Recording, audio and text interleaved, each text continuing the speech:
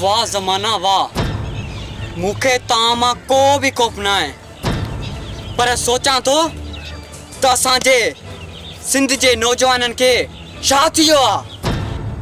मुंहिंजे पीउ तव्हांजो कहिड़ो ॾोह कयो आहे?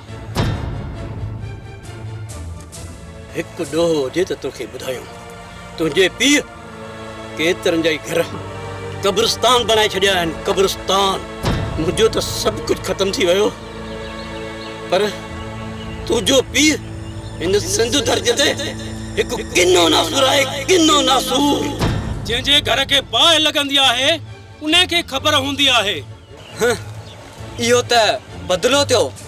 जेकॾहिं असां सभु हिकु जहिड़ा थियासीं त बाबे में ऐं तव्हां में कहिड़ो फ़र्क़ु थियो?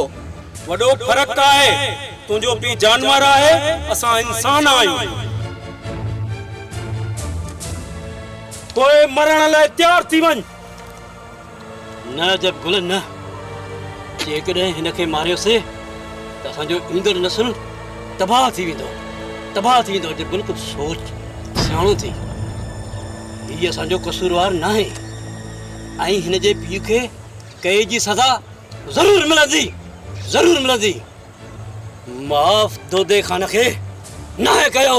कॾहिं तव्हांजी दिलि में एॾी नफ़रत आहे त हलाए गोली, हलाए गोली। मां तव्हांजो ॾोही आहियां, भले मूंखे मारे छॾियो। मामा हिन खे जे छॾियोसीं त हे बि सुभाणे पंहिंजे पीउ वांगुरु नांग थी ॾंगंदो।